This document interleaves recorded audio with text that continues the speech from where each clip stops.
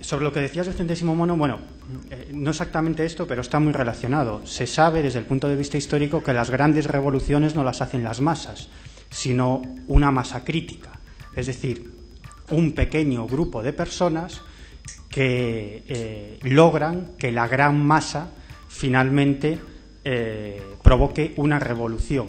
Es decir, que tampoco es necesario que todo el mundo sea consciente realmente de lo que pasa, sino una pequeña masa crítica, un determinado grupo de gente que tenga la capacidad de trasladar ese mensaje y de mover a las grandes masas. De hecho, así es como se han hecho prácticamente todas las revoluciones. Conspiración, muy breve. Os voy a contar cuál es, desde mi punto de vista, la verdadera conspiración. ¿Vosotros os habéis dado cuenta de cuando ibais al banco hace unos años a pedir una hipoteca os la tiraban a la cara? Decía, ¿quiere una hipoteca? Y te decían, no, toma 5, ¿no? Y tú salías del banco y decías, joder, he ido a pedir una hipoteca para una casa y salgo con la hipoteca de la casa, del chalet, del coche y de la moto, ¿no? Joder, esto es fantástico, ¿no? Y uno se pregunta, caray, ¿los banqueros son idiotas?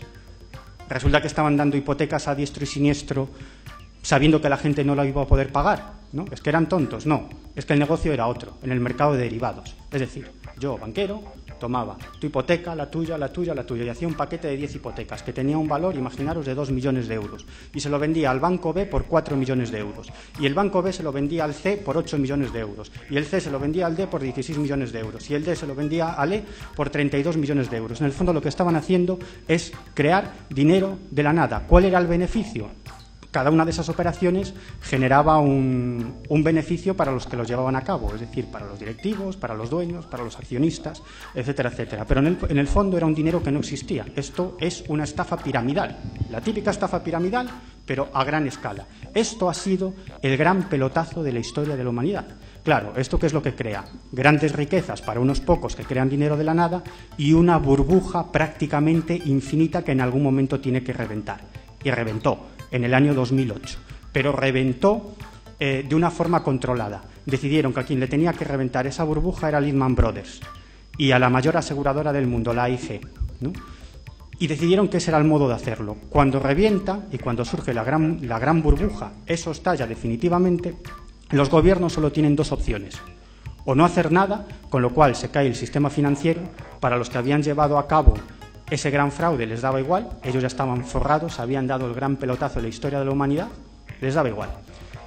Entonces los gobiernos tenían dos opciones, o no hacer nada y que esto se fuera a la mierda, o financiar, es decir, trasladar gran capital o prácticamente todo el capital de las arcas públicas a las arcas privadas para evitar que todo se viniera abajo. En cualquiera de las dos opciones, los de siempre ganaban. Si no hacían nada, los gobiernos, ellos estaban forrados. Si los gobiernos hacían algo, mejor. Nosotros ya estamos forrados y aún encima nos van a dar pasta para salvarnos. Eso fue lo que pasó, ¿no? Entonces los gobiernos cedieron gran parte de su capital, es decir, dinero de todos nosotros, porque el gobierno no es un ente abstracto, somos todos nosotros con nuestros impuestos, a esa gente. Y entonces de pronto los gobiernos se dieron cuenta de algo, que claro, como habían cedido todo ese dinero a esos manipuladores, resulta que los estados ya no tenían dinero, no podían pagar carreteras, no podían pagar hospitales, no podían pagar colegios, necesitaban dinero, no lo tenían. ¿A dónde lo fueron a pedir? Adivinarlo. A quien se lo habían dado.